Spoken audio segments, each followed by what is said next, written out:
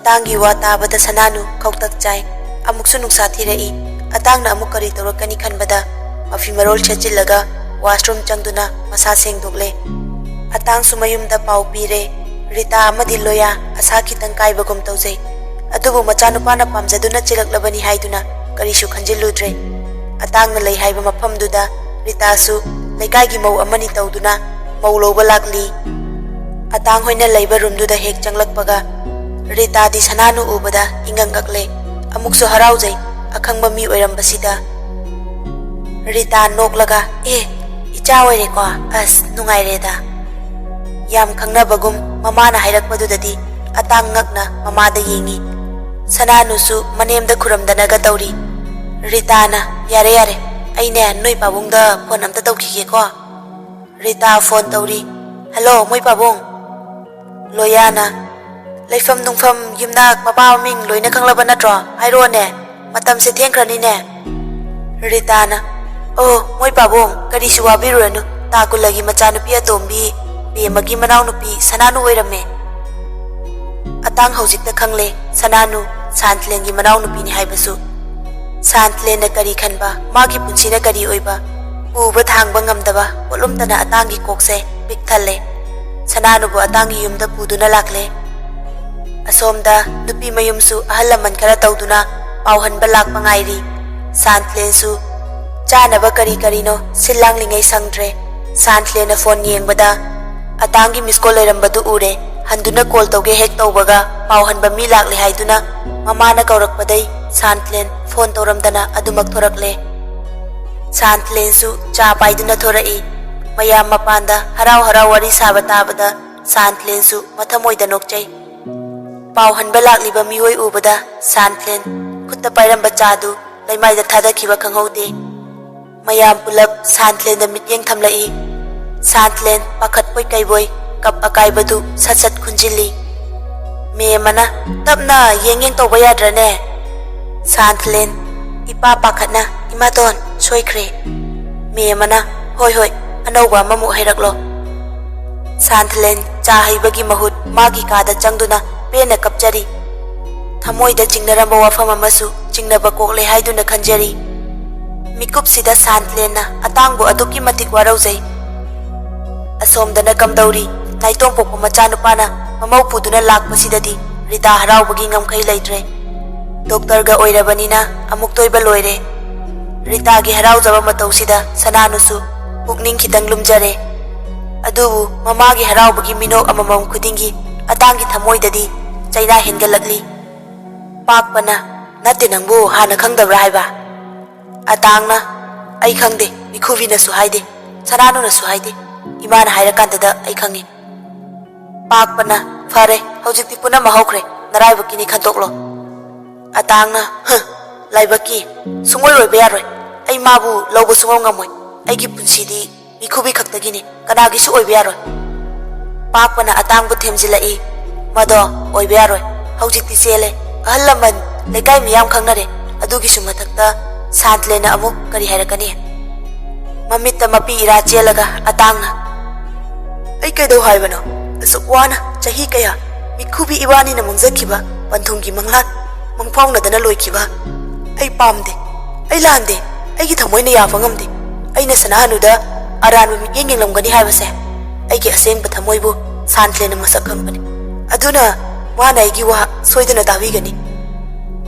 nupa oirabasu atang ngasidi tasengna thamoi kaire khangba ngamdraba thamoi nungi maichak adugi manil oina mitagi bi tarakti atangi mataudu pakpasu yengba ngamdre mahak su khangi atangna Santlen bu kayam nungsijaba haibado pakpana fare ngasigi dinang sauninglabasu tumina leiro kona tapna kari toksige haibado khanasi atangna ai Santlen da kolamta tawge atang Santlen da call tawi adu pai khalakte Santlen su atangi call lakpaduna hena thamoida awaba pibagum thoknari numita dringai nganna nupi thilaknaba amadi luhongbagi numi lemnanaba matam thanaramlaga pauhanba laklama mayamsu harau harau hankhirami Santlen gi thamoidi machet kaya thokna kaire adubu mama apana khangkhrabadi nungai kharoi khanduna Santlen su umnamak thamoi nungda losili atangsu nupi mayumga luhongbagi matam lepnaba numit tharakpasina hena awaba haibadu oire. Nupi selaklabani haiduna laikagi hanu hana angang nubi mau yengba mahi laknari. Sandhya matam oirakladuna mau thinaba sem saba haurakle. Thinba yawgadaba mayamsu loina laktuna leire. Chatnabigi matung ina sananuna yumdudai tholakdringai ngaihaktang oirabasu pukmen pauminaraba haiduna atangna leiriba kaduda changlai. Wafam khara haigi haiduna atangsu atamnana sananubu ngairamli. Sananu changlakpaga tokpham khangdaduna tumina chapleptuna lei. Sakaklap atangna nang nupi thoe nupabu faduna chenba ngamba nupi nangse atangbani. Mamit pairap sananuda yenglaga nasege khangnariba nupa aibu munnido haiduna mulliba nangi thamoise angakpani. Nangnabu mau oiraga kayambu na taisagano ha namdana cheradi yaraklani sinine ko nangna khalise. Sananusu wafam kharadi haudoki haiduna tausei. Sananuna pumnamak makha taba nangde atangna thalai. Atangna yare lepo aduda makha taraklanu nangna khanjariba nangna ningjaribodo thungani fangani haibadi nang mangdasu manglugano yumsida nangna mauini hainasu haraugano. Mapandagi chatlasi haiduna sananubu kaunaragle. Sananusu atangda khuramgi haiduna nontharai. Atang fathandoi aduga atangna nang gumbina aigi khongsoklaga khuramgadaba nate pocketagi paisa lauthoklaga imana paisa piu hai se asi hairaga lising ani japi khara sananugi mamaida langsilli. Sananusu pukning nungsiraduna kaplai. Atang sauningbagi makhya chiklaga oi adumainaga suchut kapkono gumbir amomnabu kapaunabra. Sananu chatlagi haiduna mamai leithokpaga atangna oi ngaikho. Sananu chaplepi. Atangna nayumgi migeidasu hayo luhongba ngamoina khangabra luhongbagi matam heklemnabada nang kayana taisaroi yare nasaktu yiningde khara thuna lengbikhro. Asumna nupi thinba laklamba mayamsu hanakre. Amaromda Santlensu harauzai manau nupina mafam chana leikrani khalubada adubu amaromdadi thamoi kairi atangbu warauzai. Sananudasu sauningba fauri. Tumnaba matam oirakladuna machin manau anisu tumnaba changlai. Mache ubada sananu tasengna ikaire. Santlendi karisu haidre sananuda adubu laluba kaubanina sananuti mathanta hangoijare. Amuksu atangna hairakliba wa mayamdo machena thohanbani khalaga amuksu sauningba faujari. Mathangi numitni nongandringaidagi atangna Santlenda call taurakli. Atangi call uraga Santlen hena sauningba haibadu oire. Sananusu phamung amatada hipminaribanina lakliba call do atangi ni haiba khangli. Sananusu thamoida sauningba faujari. Asumna nongaladuna Santlensu yahaukre. Sananudi hiptuna wakhal kaya khalli. Atangi call na machegi phone da asumak khingli. Sananudi hena sauningba faurakle. Mahosagum thabak inkhang loisilaga Santlen college lai. Parking da atang na ngaiduna leirami. Atang ubada Santlen sauningba faujai. Amuksu haukhra punsigi tangkak amabu ningsinglakpagum tauri. Santlen mana tonglakpa gari dagi kumtharaga atang udanaba thaidoklaga chatli. Atangsu leptana call tauri Santlen bu ngaina. Santlendi atang udringai auto ama reserve tawduna college da lakle. Pung thingjilaklabada atang office da oina lakle. Masadu tawfam khangde office da wawa laurabani manu pichele haibase. Santlena amuktang call pailaklabadi wafam khara sengdoke khanbani adubu Santlendi call pairakidre. Santlengi college timing loiba ngaiduna atangsu college gate da Santlen bu ngaidi. Santlen na tholakpada atang leptuna leirambadu ure. Atangsu Santlen ure. Amuk hanjinbasu yada usinada saduna atangbu thaidoklaga chatnaba hotnai. Tapna chatlambadai atangna leplib mapa yaubaga Santlen khonglai khara thuna makhongdu gam thangduna chatpa hawi. Santlen bu tanaraga atangna mikhobe amta ngai ko mikhobi. Santlen tarabasu tadaba saduna hanna fau yengdana chatli. Atang parap chenchilaga Santlen gi mamangda fathachili. Santlen su thanglamba khongthangdu chaplepi adubu amuk thaidokduna chatnaba honai. Atang na khon kalak ngaikho wari sakhisi. Santlen hoi mai haide ꯊꯩꯗꯣꯛꯂꯒ ꯆꯠꯅꯕ ꯍꯣꯠꯅꯩ꯫ ꯑꯇꯥꯡꯅ ꯁꯥꯟꯊꯂꯦꯟꯒꯤ ꯈꯨꯗꯥꯡꯗ ꯇꯥꯞ ꯂꯥꯎꯅ ꯐꯥꯔꯗꯨꯅ ꯑꯩꯅ ꯉꯥꯏꯈꯣ ꯍꯥꯏꯁꯦ ꯀꯅꯥꯗꯅꯣ? ꯉꯥꯏꯈꯣꯗꯤ ꯉꯥꯏꯕ ꯌꯥꯗꯕ꯭ꯔꯥ ꯍꯥ? ꯁꯥꯟꯊꯂꯦꯟ ꯃꯃꯤꯠ ꯈꯥꯅ ꯑꯇꯥꯡꯗ ꯌꯦꯡꯂꯒ ꯁꯥꯟꯊꯂꯦꯟꯅ ꯑꯩꯒꯤ ꯈꯨꯗꯥꯡꯁꯦ ꯊꯥꯗꯣꯛꯑꯣ, ꯑꯩꯒꯤ ꯈꯨꯗꯥꯡꯁꯦ ꯊꯥꯗꯣꯛꯑꯣ꯫ ꯑꯇꯥꯡꯅ ꯋꯥꯔꯤ ꯑꯝꯇ ꯐꯖꯅ ꯁꯥꯈꯤꯁꯤ꯫ ꯁꯥꯟꯊꯂꯦꯟꯅ ꯃꯗꯨꯒꯤ ꯃꯇꯝ ꯅꯠꯇꯦ, ꯈꯨꯗꯥꯡꯁꯦ ꯊꯥꯗꯣꯛꯑꯣ꯫ ꯑꯇꯥꯡ ꯈꯣꯟ ꯀꯟꯈꯠꯂꯛꯏ꯫ ꯑꯇꯥꯡꯅ ꯑꯩꯒ ꯋꯥꯔꯤ ꯁꯥꯁꯦ ꯌꯥꯗ꯭ꯔꯤ ꯃꯈꯩ ꯑꯩ ꯅꯪꯒꯤ ꯈꯨꯗꯥꯡꯁꯦ ꯊꯥꯗꯣꯛꯑꯣꯏ꯫ ꯑꯇꯥꯡꯁꯨ ꯍꯦꯟꯅ ꯆꯦꯠꯅ ꯁꯥꯟꯊꯂꯦꯟꯒꯤ ꯈꯨꯗꯥꯡꯕꯨ ꯄꯥꯏꯁꯤꯜꯂꯛꯏ꯫ ꯁꯥꯟꯊꯂꯦꯟꯒꯤ ꯃꯈꯨꯠ ꯅꯥꯝꯃꯗꯨꯅ ꯑꯇꯥꯡꯒꯤ ꯈꯖꯥꯏꯗ ꯈꯨꯄꯥꯛꯅ ꯊꯥꯏ꯫ ꯑꯁꯥꯎꯕ ꯑꯃꯒ ꯂꯣꯏꯅꯅ ꯁꯥꯟꯊꯂꯦꯟꯅ ꯅꯪ ꯌꯥꯝ ꯐꯥꯎꯔꯦꯅꯦ ꯍꯥ? ꯅꯪ ꯌꯥꯝ ꯐꯥꯎꯔꯦꯕ? ꯑꯩꯈꯣꯏꯒꯤ ꯏꯆꯤꯜ ꯏꯅꯥꯎꯁꯦ ꯅꯪ ꯀꯔꯤ ꯑꯣꯏꯅ ꯎꯒꯦ ꯍꯥ? ꯑꯃꯨꯛ ꯍꯟꯅ ꯅꯪꯒꯤ ꯅꯁꯛꯇꯣ ꯑꯩꯒꯤ ꯃꯥꯡꯗ ꯎꯠꯂꯛꯀꯅꯨ꯫ ꯑꯁꯤ ꯍꯥꯏꯔꯝꯂꯒ ꯁꯥꯟꯊꯂꯦꯟ ꯁꯥꯎꯅ ꯆꯠꯈ꯭ꯔꯦ꯫ ꯅꯨꯃꯤꯠꯇꯨꯒꯤ ꯅꯨꯃꯤꯗꯥꯡꯒꯤ ꯃꯇꯝꯅꯤ꯫ ꯑꯌꯨꯛꯇꯒꯤ ꯆꯥꯛ ꯆꯥꯗꯅ ꯊꯣꯛꯈꯤꯕꯅꯤ ꯑꯇꯥꯡ꯫ ꯐꯅ ꯊꯦꯡꯖꯤꯜꯂꯛꯂ ꯐꯥꯎꯕꯗ ꯍꯜꯂꯛꯄ ꯀꯧꯕ ꯂꯩꯇꯦ꯫ ꯂꯣꯌꯥꯅ ꯃꯃꯥ ꯅꯆꯥꯅꯨꯄꯥꯗꯨꯕꯨ ꯀꯗꯥꯏ ꯆꯠꯀꯅꯤ ꯍꯥꯏꯔꯝꯒꯦ? ꯔꯤꯇꯥꯅ ꯑꯌꯨꯛꯇ ꯆꯥꯛ ꯆꯥꯗꯈꯩ ꯑꯣꯐꯤꯁ ꯉꯟꯅ ꯆꯠꯇꯣꯏꯅꯤ ꯍꯥꯏꯔꯒ ꯊꯣꯛꯈꯤꯕꯅꯤ, ꯑꯗꯨ ꯅꯠꯇꯕ ꯑꯇꯩꯗꯤ ꯊꯣꯏꯗꯣꯛꯄ ꯀꯩꯁꯨ ꯍꯥꯏꯔꯝꯗꯤꯌꯦ꯫ ꯂꯣꯌꯥꯅ ꯑꯣꯐꯤꯁ ꯇꯥꯏꯃꯤꯡ ꯂꯣꯏꯔꯒꯁꯨ ꯍꯜꯂꯛꯇꯦ ꯀꯔꯤꯅꯣ ꯃꯥꯅ ꯇꯧꯔꯤꯁꯤꯅ? ꯑꯁꯨꯛ ꯊꯦꯡꯂꯁꯤꯕꯣ ꯀꯗꯥꯏꯗꯅꯣ ꯃꯥꯅ ꯂꯩꯔꯤꯁꯤꯅ? ꯉꯥꯡꯅꯔꯤꯉꯩ ꯑꯇꯥꯡꯒꯤ ꯒꯥꯔꯤ ꯊꯧꯖꯤꯜꯂꯛꯄꯒꯤ ꯃꯈꯣꯜ ꯇꯥꯔꯛꯏ꯫ ꯔꯤꯇꯥꯅ ꯍꯜꯂꯛꯑ ꯃꯥꯜꯂꯦꯍꯦ꯫ ꯂꯣꯌꯥ ꯑꯃꯗꯤ ꯔꯤꯇꯥ ꯃꯌꯥꯏ ꯀꯥꯗꯨꯗ ꯐꯝꯗꯨꯅ ꯂꯩ꯫ ꯀꯣꯛꯀꯤ ꯄꯣꯠꯂꯨꯝ ꯄꯨꯕ ꯉꯝꯅꯕ, ꯊꯃꯣꯏꯒꯤ ꯃꯩꯆꯥꯛ ꯀꯣꯛꯄ ꯉꯝꯅꯕ ꯑꯇꯥꯡ ꯉꯁꯤꯗꯤ ꯌꯨ ꯊꯛꯂꯛꯂꯦ꯫ ꯍꯦꯛ ꯆꯪꯂꯛꯄꯒ ꯃꯃꯥ ꯃꯄꯥ ꯎꯕꯗ ꯇꯞꯂꯤ ꯇꯞꯂꯤ ꯃꯊꯛꯇ ꯀꯥꯈꯠꯀꯦ ꯇꯧꯏ꯫ ꯂꯣꯌꯥꯅ ꯍꯩ ꯉꯥꯏꯈꯣ ꯁꯤꯗ ꯂꯥ꯫ ꯁ꯭ꯇꯤꯌꯔ ꯀꯥꯈꯠꯄ ꯍꯧꯔꯝꯂꯒ ꯑꯇꯥꯡ ꯑꯃꯨꯛ ꯍꯟꯅ ꯀꯨꯝꯊꯔꯛꯂꯒ ꯃꯄꯥꯒꯤ ꯃꯅꯥꯛꯇ ꯆꯪꯂꯛꯏ꯫ ꯃꯄꯥꯁꯨ ꯅꯨꯄꯥꯅꯤꯅ ꯑꯇꯥꯡꯒꯤ ꯐꯤꯕꯝ ꯎꯕꯗ ꯈꯪꯂꯦ ꯑꯇꯥꯡ ꯌꯨ ꯊꯛꯂꯦ ꯍꯥꯏꯕ꯫ ꯅꯤꯁꯥꯒꯤ ꯃꯌꯥꯏꯅ ꯋꯥꯔꯤ ꯃꯦꯟ ꯇꯥꯅ ꯁꯥꯟꯅꯕ ꯌꯥꯔꯣꯏ ꯈꯪꯂꯗꯨꯅ ꯂꯣꯌꯥꯅ ꯆꯠꯂꯣ ꯇꯨꯝꯃꯨꯔꯣ, ꯍꯌꯦꯡ ꯉꯟꯇꯥ ꯍꯧꯒꯠꯂꯣ ꯋꯥꯔꯤ ꯁꯥꯁꯤ꯫ ꯍꯣꯏ ꯃꯥꯏ ꯍꯥꯏꯗꯅ ꯑꯇꯥꯡ ꯄꯔꯞ ꯄꯔꯞ ꯀꯥꯈꯠꯇꯨꯅ ꯃꯥꯒꯤ ꯀꯥꯗ ꯆꯪꯂꯛꯏ꯫ ꯊꯣꯡꯒ ꯊꯤꯡꯗꯈꯩ ꯐꯃꯨꯡꯗ ꯂꯣꯡ ꯍꯦꯛꯇ ꯇꯥꯁꯤꯜꯂꯤ꯫ ꯃꯃꯤꯠ ꯄꯥꯡꯂꯒ ꯉꯥꯏꯍꯥꯛ ꯋꯥꯈꯜ ꯈꯜꯂꯤ꯫ ꯃꯥꯒꯤ ꯀꯥꯁꯦ ꯁꯥꯟꯊꯂꯦꯟ ꯃꯈꯣꯏ ꯑꯅꯤꯒꯤ ꯅꯨꯡꯁꯤ ꯋꯥꯔꯤꯗ ꯌꯥꯝꯅ ꯃꯔꯨ ꯑꯣꯏꯕ ꯃꯐꯝ ꯑꯃꯅꯤ꯫ ꯃꯇꯝ ꯑꯃꯗ ꯄꯣꯊꯥꯐꯝ ꯑꯣꯏꯔꯝꯕ ꯑꯇꯥꯡꯒꯤ ꯀꯥꯁꯦ ꯉꯁꯤꯗꯤ ꯀꯥꯁꯤꯅ ꯍꯦꯟꯅ ꯑꯋꯥꯕ ꯄꯤꯕꯒꯨꯝ ꯊꯣꯛꯂꯦ꯫ ꯐꯨꯛ ꯍꯧꯒꯠꯂꯒ ꯑꯉꯥꯎꯕ ꯑꯃꯒꯨꯝ ꯁꯥꯟꯊꯂꯦꯟꯅ ꯂꯩꯔꯝꯕ ꯀꯥ ꯑꯗꯨꯗ ꯐꯠ ꯆꯪꯏ꯫ ꯃꯍꯧꯁꯥꯒꯨꯝ ꯃꯥꯅ ꯆꯪꯕꯒ ꯁꯥꯟꯊꯂꯦꯟꯒꯤ ꯑꯈꯨꯕ ꯃꯃꯤꯠ ꯑꯅꯤꯗꯨꯅ ꯐꯠ ꯌꯦꯡꯂꯛꯄꯗꯣ ꯑꯗꯨꯒꯨꯝ ꯍꯦꯛ ꯌꯦꯡꯂꯛꯀꯗꯕꯣꯏ ꯅꯤꯡꯖꯩꯗꯣ꯫ ꯁꯥꯟꯊꯂꯦꯟꯅ ꯍꯤꯞꯂꯝꯕ ꯐꯃꯨꯡꯗꯨꯗ ꯐꯝꯂꯒ ꯑꯇꯥꯡ ꯀꯞꯊꯣꯔꯛꯏ꯫ ꯇꯁꯦꯡꯅ ꯑꯉꯥꯎꯕ ꯍꯥꯏꯕꯗꯨ ꯑꯣꯏꯔꯦ ꯑꯇꯥꯡ ꯉꯁꯤꯗꯤ꯫ ꯁꯨꯝ ꯍꯤꯞꯂꯝꯕꯗꯒꯤ ꯑꯇꯥꯡ ꯇꯨꯝꯊꯈꯤꯔꯝꯂꯦ꯫ ꯃꯤꯀꯞ ꯊꯣꯛꯂꯛꯄꯗ ꯏꯉꯛ ꯉꯛꯂꯦ꯫ ꯋꯥꯁꯔꯨꯝ ꯆꯪꯗꯨꯅ ꯃꯃꯥꯏ ꯃꯃꯤꯠ ꯇꯥꯊꯣꯛꯂꯗꯨꯅ ꯐꯤꯔꯣꯜ ꯍꯣꯡꯂꯒ ꯃꯈꯥꯗ ꯀꯨꯝꯂꯛꯏ꯫ ꯉꯔꯥꯡ ꯈꯔ ꯍꯦꯟꯖꯤꯟꯈꯤꯕꯒꯤ ꯃꯀꯣꯛꯇꯣ ꯉꯥꯎꯔꯤ ꯉꯥꯎꯔꯤꯗꯤ ꯇꯧꯔꯤ꯫ ꯆꯥꯛꯈꯨꯝ ꯆꯪꯕꯒ ꯃꯄꯥꯁꯨ ꯐꯝꯗꯨꯅ ꯂꯩꯔꯝꯃꯤ꯫ ꯂꯣꯌꯥꯅ ꯍꯧꯒꯠꯂꯛꯂꯕ꯭ꯔꯥ? ꯑꯩ ꯅꯪꯕꯨ ꯉꯥꯏꯔꯤꯕꯅꯤ꯫ ꯑꯇꯥꯡꯅ ꯀꯩ ꯍꯥꯏꯒꯦ ꯕꯕꯥ? ꯑꯇꯥꯡꯁꯨ ꯆꯪꯂꯛꯇꯨꯅ ꯃꯄꯥꯒꯤ ꯅꯥꯛꯇ ꯐꯝꯊꯩ꯫ ꯂꯣꯌꯥꯅ ꯉꯔꯥꯡ ꯅꯪ ꯀꯗꯥꯏ ꯆꯠꯄ? ꯑꯇꯥꯡꯅ ꯑꯌꯨꯛꯇ ꯊꯕꯛ ꯑꯃ ꯆꯠꯂꯨꯏ꯫ ꯂꯣꯌꯥꯅ ꯊꯕꯛꯇꯣ ꯅꯨꯃꯤꯗꯥꯡ ꯐꯥꯎ ꯆꯠꯄ꯭ꯔꯥ?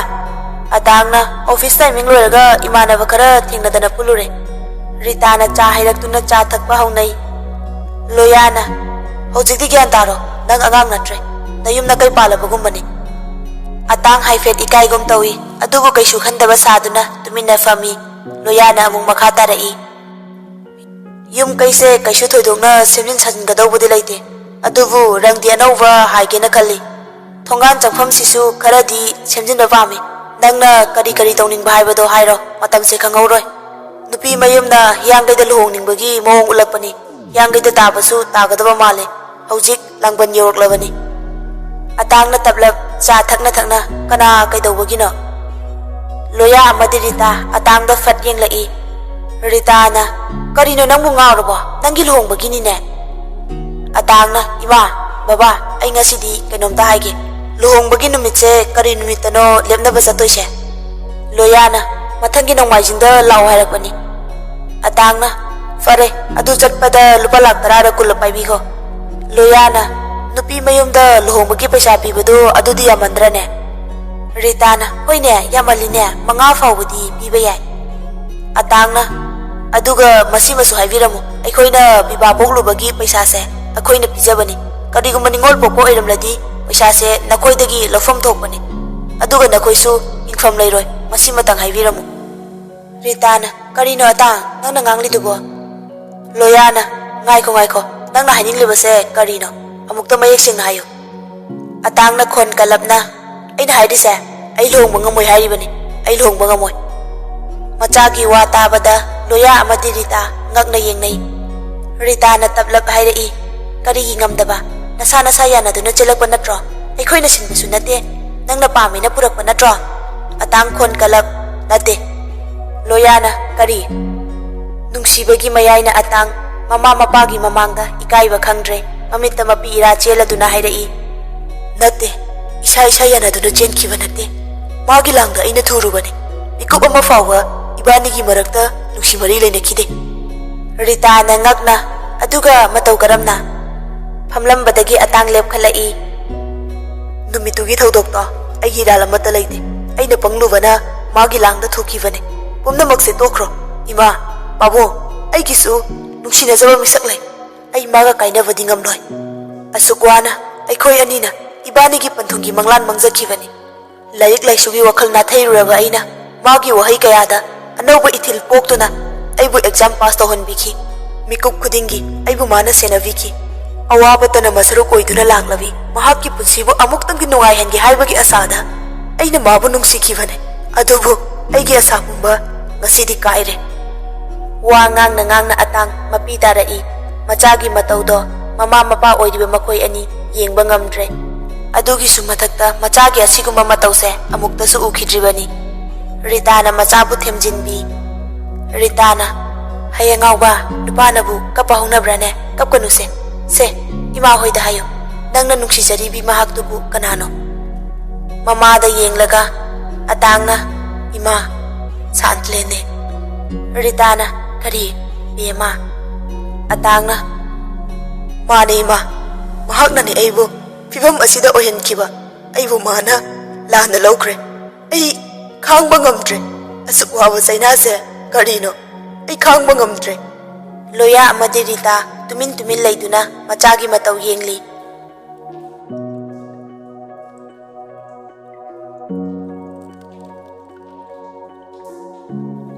Asumna nong manini hawkre, atang na luhongbagi matam lepa yaroy hayduna mukta na laykre. Adubu haina kiba numiti nongmagi yausilagli. Numittu thangja numitni atamna na atang santlen bu ngairi. Santlen na nungtigi lakpa matamdagi ngankhat na ngaidu na layre atang na. Hanagi pungpamda santlen laklami, ngasidi santlen na atang bu uhaudre. Santlen gi mamangda fatlep sali atang na. Khangboy pakhatboy santlen mamitu lauthoglaga atang da yengi. Second mari mga yenglaga santlen thaydok na chat na bahonay. Atang na, mikuvye, nang so aybu hanggoy bapok-labra. Karigino, aybu uraga nang na, nathaydo na chat ye khaliba. Ay landi land kidabane, ay giwase, nang amuk tatako, ngasi fawwa ay, nang gidamak lebliye. Santlen mamit ka na yengi, milu ani da supirang na ihawrai. Bendaba ningamdaba amagaloy na asum na hayrai. Ay nang kanano masakhang diye, matam amagi, Santlen gi thawai oiramba atangdo aigi ifamdagi sikre haibase ai fazana khangi. Ngasi aigi mangda saklon puduna lepliba nahakpu aina kanano khangdi. Aigi lambi thadao. Atang sauna. Ngasi di nang aingonda wari sabagi tanja piramdana chatkiba yaroi. Thanglamba khongthangdu chap lepni Santlen atang na amuk sumakha tarai. Nang na warauge warauroi nangi kusini. Adubu aigi hainingba ngangningba simadi hayalo. Santlen gi thamoy nasu ngasidi fazana wari sarage magi punsida atang na gelibase yetanaba hairage khalami. Atang da onsilladuna mamay na laymay da maru luktaraga Santlen na chalase aishu ngasidi nanga aroiba oina wari sanaba pame. Ngasi haiba numit sidagi amuk hana ingonda yelaktanaba laikhay amadi tanaba pame. Atangi gari da punna makoy ani fast food amada lai. Atangbu uraga harauzabi mahusagi Santlen do ngasidi natre mitop amagum ikoy na Santlen atangbu loinaba matawsida atangsu khara khajik nungaite. Atang na mikhuve nangaibu warauribra. Santlen na warauba ai khangde adubu nangna aigi punsida yetpa khurau thangbase ngasidagi lepiro. Farabasu fatrabasu ꯅꯪꯁꯦ ꯑꯩꯒꯤ ꯏꯅꯥꯎꯅꯨꯄꯤꯒ ꯂꯨꯍꯣꯡꯒꯗꯧꯔꯕ ꯅꯨꯄꯥꯅꯤ. ꯑꯇꯥꯡꯅ ꯀꯅꯥꯒꯤ ꯅꯅꯥꯎꯅꯨꯄꯤ? ꯃꯗꯣ ꯑꯣꯏꯊꯣꯛꯄ ꯀꯛ ꯌꯥꯔꯣꯏ. ꯑꯩꯒꯤ ꯄꯨꯟꯁꯤꯗꯤ ꯅꯪ ꯅꯠꯇꯅ ꯀꯅꯥꯒꯁꯨ ꯂꯨꯍꯣꯡꯕ ꯉꯝꯂꯣꯏ. ꯁꯥꯟꯇꯂꯦꯟ ꯃꯃꯤꯠ ꯈꯥꯔꯞ ꯑꯇꯥꯡꯗ ꯌꯦꯡꯂꯛꯏ. ꯁꯥꯟꯇꯂꯦꯟꯅ ꯑꯩꯈꯣꯏꯒꯤ ꯏꯆꯤꯜ ꯏꯅꯥꯎꯕꯨ ꯅꯪꯅ ꯀꯩꯊꯦꯜꯒꯤ ꯂꯨꯛꯃꯥꯏꯗ ꯍꯥꯞꯇꯨꯅ ꯌꯣꯟꯕ ꯂꯥꯏꯐꯗꯤꯕꯤ ꯑꯣꯏꯅ ꯎꯕ꯭ꯔꯥ? ꯁꯥꯟꯅꯅꯤꯡꯕ ꯃꯑꯣꯡꯗ ꯁꯥꯟꯅꯕ, ꯑꯣꯠꯅꯤꯡꯕ ꯃꯑꯣꯡꯗ ꯑꯣꯠꯄ, ꯂꯪꯊꯣꯛꯅꯤꯡꯕ ꯃꯑꯣꯡꯗ ꯂꯪꯊꯣꯛꯄ. ꯅꯪꯒꯤ ꯑꯗꯨꯒꯨꯝꯕ ꯋꯥꯈꯜꯗꯨꯗꯤ ꯑꯩꯅ ꯇꯁꯦꯡꯅ ꯇꯨꯀꯠꯆꯩ. ꯑꯇꯥꯡ ꯇꯞꯅ ꯃꯤꯈꯨꯕꯤ. ꯁꯥꯟꯇꯂꯦꯟꯅ ꯀꯔꯤꯒꯤ ꯃꯤꯈꯨꯕꯤ? ꯀꯅꯥꯒꯤ ꯃꯤꯈꯨꯕꯤ? ꯑꯇꯥꯡꯅ ꯑꯩꯒꯤ ꯋꯥꯁꯦ ꯅꯪ ꯑꯃꯨꯛꯇꯗꯤ ꯇꯥꯕꯤꯈꯣ. ꯊꯧꯗꯣꯛꯁꯦ ꯀꯔꯝꯅ ꯑꯣꯏꯈꯤꯕꯅꯣ ꯑꯩ ꯉꯁꯤꯁꯨ ꯆꯃꯝꯅꯔꯤ. ꯄꯨꯝꯅꯃꯛꯁꯦ ꯁꯅꯥꯅꯨꯗꯤ ꯈꯪꯂꯝꯒꯅꯤ. ꯃꯥꯕꯨ ꯑꯩꯅ ꯅꯪꯒꯤ ꯅꯅꯥꯎꯅꯨꯄꯤꯅꯤ ꯍꯥꯏꯕ ꯑꯩ ꯈꯪꯈꯤꯗꯦ. ꯁꯤꯂꯣꯡꯗ ꯊꯦꯡꯅꯈꯤꯕꯁꯨ ꯃꯍꯥꯛꯅꯤ. ꯑꯗꯨꯕꯨ ꯃꯇꯝꯗꯨꯗ ꯅꯪꯅ ꯍꯥꯏꯈꯤ ꯅꯪꯒꯤ ꯅꯅꯥꯎꯅꯨꯄꯤꯗꯤ ꯒꯨꯋꯥꯍꯥꯇꯤꯗ ꯇꯝꯕꯅꯤ ꯍꯥꯏꯗꯨꯅ. ꯄꯥꯔꯇꯤ ꯆꯠꯁꯤ ꯍꯥꯏꯕꯗ ꯅꯪ ꯈꯔꯗꯤ ꯈꯪꯐꯝ ꯊꯣꯛꯏ. ꯑꯩꯅ ꯁꯅꯥꯅꯨꯒꯤ ꯑꯦꯛꯖꯥꯝ ꯄꯥꯁ ꯇꯧꯕꯒꯤ ꯀ꯭ꯂꯥꯁꯤꯛ ꯍꯣꯇꯦꯜꯗ ꯄꯥꯔꯇꯤ ꯇꯧꯏ ꯍꯥꯏꯕꯗ ꯅꯪꯁꯨ ꯈꯪꯂꯝꯒꯅꯤ. ꯑꯗꯨꯒ ꯀꯔꯤꯒꯤꯅꯣ ꯅꯪꯅ ꯑꯩꯉꯣꯟꯗ ꯋꯥꯐꯝ ꯑꯃꯠꯇ ꯍꯥꯏꯔꯛꯈꯤꯗ꯭ꯔꯤꯕ? ꯐꯔꯦ, ꯍꯧꯖꯤꯛꯇꯤ ꯄꯨꯝꯅꯃꯛ ꯍꯧꯈ꯭ꯔꯦ. ꯑꯗꯨꯕꯨ ꯑꯩ ꯁꯅꯥꯅꯨꯒ ꯂꯨꯍꯣꯡꯕꯗꯤ ꯉꯝꯂꯣꯏ. ꯑꯩ ꯅꯪꯒ ꯅꯠꯇꯅ ꯀꯅꯥꯒꯁꯨ ꯄꯨꯟꯁꯤ ꯂꯩꯄꯨꯟ ꯁꯦꯝꯕ ꯉꯝꯂꯣꯏ. ꯁꯅꯥꯅꯨ ꯑꯩꯈꯣꯏ ꯑꯅꯤꯒꯤ ꯃꯔꯛꯇ ꯀꯔꯤꯒꯨꯝꯕ ꯃꯔꯤ ꯑꯃꯠꯇꯁꯨ ꯂꯩꯅꯈꯤꯗꯦ. ꯅꯨꯄꯥ ꯑꯣꯏꯔꯕꯁꯨ ꯏꯁꯥꯒꯤ ꯏꯖꯠ ꯉꯥꯛꯅ ꯆꯠꯆꯕ ꯃꯤꯁꯛ ꯑꯃꯅꯦ. ꯉꯁꯤ ꯐꯥꯎꯕ ꯀꯅꯥꯒꯨꯝꯕꯤ ꯑꯃꯠꯇꯒꯤ ꯃꯐꯝꯗ ꯅꯨꯄꯥ ꯑꯣꯏꯕꯒꯤ ꯏꯖꯠꯁꯦ ꯁꯤꯟꯅꯈꯤꯕ ꯂꯩꯇꯦ. ꯁꯤꯟꯅꯕ ꯇꯥꯔꯕꯁꯨ ꯊꯋꯥꯏꯅ ꯈꯣꯏꯗꯥꯖꯕ ꯅꯪꯒꯤ ꯅꯐꯝꯗ ꯅꯠꯇꯅ ꯀꯅꯥꯒꯤ ꯃꯐꯝꯗꯁꯨ ꯁꯤꯟꯅꯕ ꯈꯛ ꯉꯝꯃꯣꯏ. ꯁꯥꯟꯇꯂꯦꯟꯅ ꯌꯥꯔꯦ, ꯃꯈꯥ ꯇꯥꯔꯅꯨ. ꯅꯪꯒꯤ ꯑꯗꯨꯒꯨꯝꯕ ꯑꯣꯏꯗ ꯄꯥꯗꯕ ꯃꯌꯥꯝꯗ ꯊꯥꯖꯒꯗꯕ ꯁꯥꯟꯇꯂꯦꯟꯗꯤ ꯅꯠꯇꯦ. ꯅꯨꯄꯥ ꯑꯃꯒ ꯅꯨꯄꯤ ꯑꯃꯒ ꯀꯥ ꯑꯃꯠꯇꯗ ꯑꯍꯤꯡ ꯑꯃ ꯂꯩꯃꯤꯟꯅꯔꯒ ꯅꯨꯄꯥ ꯑꯣꯏꯕꯒꯤ ꯏꯖꯠꯇꯣ ꯁꯤꯟꯅꯈꯤꯗꯦ ꯍꯥꯏꯔꯕꯗꯤ ꯑꯩꯅ ꯀꯔꯝꯅ ꯊꯥꯖꯒꯅꯤ? ꯀꯔꯤꯒꯨꯝꯕ ꯉꯁꯤ ꯅꯉꯣꯟꯗ ꯊꯣꯛꯂꯤꯕ ꯑꯗꯨꯒꯨꯝꯅ ꯑꯩꯉꯣꯟꯗ ꯊꯣꯛꯂꯝꯂꯦ ꯈꯜꯂꯣ. ꯃꯇꯝꯗꯨꯗ ꯅꯪꯅ ꯑꯩꯕꯨ ꯊꯥꯖꯕ ꯉꯝꯒꯗ꯭ꯔꯥ? ꯑꯩꯒ ꯍꯦꯛ ꯄꯣꯛꯃꯤꯟꯅꯔꯤꯕ ꯏꯅꯥꯎꯅꯨꯄꯤꯕꯨ ꯆꯦꯜꯂꯒ ꯂꯨꯍꯣꯡꯕ ꯉꯝꯂꯣꯏ ꯍꯥꯏꯕ ꯅꯪꯕꯨ ꯃꯤꯔꯣ? ꯁꯥꯔꯣ? ꯅꯨꯄꯤꯕꯨ ꯑꯗꯨꯛ ꯍꯟꯊꯅ ꯌꯦꯡꯕ ꯅꯪꯒꯤ ꯋꯥꯈꯜꯂꯣꯟꯗꯨꯗꯤ ꯑꯩ ꯇꯁꯦꯡꯅ ꯇꯨꯀꯠꯆꯩ. ꯍꯪꯉꯣ ꯅꯪꯒꯤ ꯏꯃꯥꯗꯁꯨ. ꯅꯨꯄꯤ ꯑꯣꯏꯕꯤ ꯑꯩꯈꯣꯏꯒꯤ ꯄꯨꯟꯁꯤꯒꯤ ꯈꯣꯡꯊꯥꯡꯒꯤ ꯃꯔꯝꯗ ꯈꯣꯡꯐꯝ ꯑꯃ ꯁꯣꯏꯔꯨꯔꯕꯤ ꯅꯨꯄꯤꯅ ꯑꯩꯈꯣꯏꯒꯤ ꯅꯣꯛꯅ ꯆꯥꯎꯕ ꯁꯃꯥꯖꯁꯤꯗ ꯀꯔꯝꯅ ꯍꯤꯡꯒꯅꯤ ꯍꯥꯏꯕꯗꯣ ꯅꯪ ꯍꯪꯉꯣ. ꯑꯇꯥꯡꯅ ꯑꯩ ꯍꯧꯖꯤꯛꯁꯨ ꯑꯩꯒꯤ ꯚꯔꯖꯤꯅꯤꯇꯤ ꯃꯥꯡꯗ꯭ꯔꯤ. ꯑꯩ ꯄꯤꯌꯣꯔ ꯑꯣꯏꯔꯤ. ꯅꯪꯒꯤ ꯅꯅꯥꯎꯅꯨꯄꯤꯅ ꯑꯩꯅ ꯃꯥꯕꯨ ꯔꯦꯞ ꯇꯧꯔꯦ ꯍꯥꯏꯗꯨꯅ ꯕ꯭ꯂꯦꯝ ꯇꯧꯕ ꯑꯉꯛꯄꯅꯤ. ꯁꯅꯥꯅꯨꯒꯤ ꯊꯃꯣꯏꯁꯦ ꯑꯁꯨꯛ ꯉꯝꯕ, ꯃꯆꯦꯒ ꯈꯪꯅꯔꯤꯕ ꯅꯨꯄꯥ ꯑꯃꯕꯨ ꯃꯨꯟꯅꯤ ꯍꯥꯏꯗꯨꯅ ꯃꯨꯜꯂꯤꯕ ꯃꯥꯕꯨ ꯑꯩꯅ ꯉꯛꯇꯕ ꯉꯝꯗꯦ. ꯑꯗꯨꯒ ꯄꯨꯝꯅꯃꯛ ꯈꯪꯂꯕ ꯐꯥꯎꯕ ꯅꯪꯅ ꯇꯨꯃꯤꯟꯅ ꯂꯩꯕ. ꯅꯪꯅ ꯍꯧꯖꯤꯛꯐꯥꯎ ꯊꯥꯖꯕ ꯉꯝꯗ꯭ꯔꯕꯗꯤ ꯍꯧꯖꯤꯛꯃꯛ ꯆꯠꯇꯨꯅ ꯇꯦꯁ ꯇꯧꯔꯨꯁꯦ.